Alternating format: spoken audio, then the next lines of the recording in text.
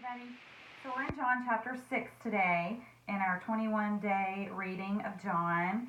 And if you have not followed along, just jump in where you are. Just jump in where you are.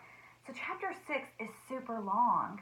And there might be a lot of things that you noticed in it and that you wrote about that I won't even touch on because it's just full of all the good stuff. It's full of great things that Jesus said. So much that I just can't fit it into this little video. So I'll just touch on a couple of things that always strike me. And you know, different seasons of your life, different parts of the same Bible passage strike you and touch you and speak to you in different ways because His Word is living and active and it is powerful and it can speak to you in whatever season you're in. Whether you are on the mountaintop and you are just killing it at life, or you're in the valley and things are a struggle, this book is alive. Jesus is the Word, and He is alive, and He will speak to you wherever you are, whenever you'll listen to Him. So that's why we're trying to get into the habit of reading the Bible every day. So here's what I want to talk about. Right off the bat, you get to see Jesus speaking to this huge crowd. Well, a huge crowd was following Him. A great thing about Jesus, you read it over and over, everywhere He went, there were multitudes. Why? Because Jesus was awesome. He was full of love and kindness and hope and miracles. So there was a huge crowd, and He told Philip to feed all these people. He says, where can we get food to feed all these people? And then it says, you know, Philip says, even if we worked for months, we wouldn't have enough money to feed them. And then it says this, and this is the part that I wanted to tell you about. So verse 8, then Andrew, Simon Peter's brother, spoke up. There's a young boy here with 5 barley loaves and 2 fish, but what good is that with this huge crowd? I love that because here is this young boy. We don't really know anything else about him other than he had a little lunch with him.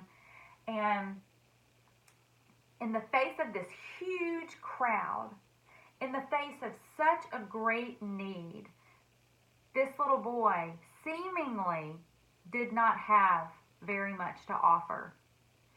You and I can look at our lives like that sometimes. Well, I'm just this one person, and the needs of my world, my community, my city, state, country, planet, I seem so small in the face of this great need.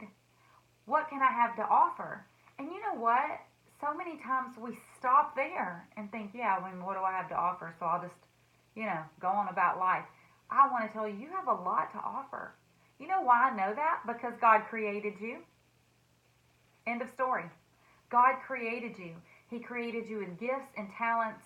He could have put you at any point in history, and He put you in this point in history. He could have put you at any place on the planet, and wherever you are, that's where He has you right now.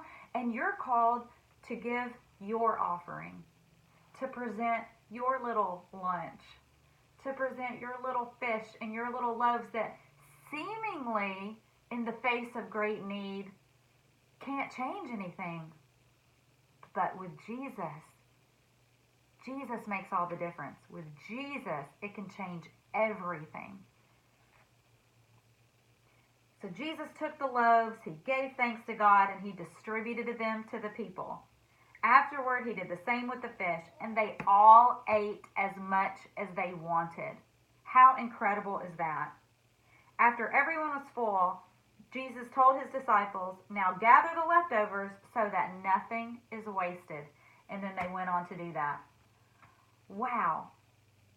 Jesus took the little, and He did more with it than that little boy ever could have done with his lunch. He made miracles out of it. He used it to feed so many people. I don't know all the gifts and talents that you have, only that you have them, because you're created by a very creative God who puts a little bit of Himself into all of us, so that if we will all live for Jesus and walk for Jesus, then we will show the world a good, whole, beautiful picture of who He is. I don't know that one of us can do that by ourselves, but all together, if we're all shining our light in the darkness, because Jesus is the light of the world and he made us to be the light of the world. We'll get to that. But if we all do that, then we're going to show a great picture of who he is. And this little boy did his part. He gave his offering. Sometimes you have things that seem won't make a huge difference. But when you view them as an offering, well, Jesus, this is what I have to offer. I have some encouragement to offer someone. I have some stuff I've lived through that I can help someone with. I can extend the love, grace, and mercy that Jesus gave to me to somebody else. That's my offering. I have some knowledge that I've learned from you, God, in hard times, and I'm going to extend that to others. That's my offering. That's my little lunch. And I'm going to give it to you, Jesus, and I'm going to believe that you're going to take that little thing that I view as a little thing, but heaven views it as a grand thing. I'm going to offer it to you, Jesus. You're going to bless it, and you're going to give it to the multitudes to heal, to deliver, to set free. And listen, you may think, well, I don't think so, Raina, because, I had that advice to give, and I gave it to one person. That's not multitudes.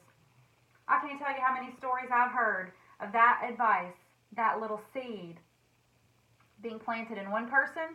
That one person goes and plants it in two people. Those two people go and plant it in three people. On and on and on, till what you sowed, the little offering you gave, changed the multitudes.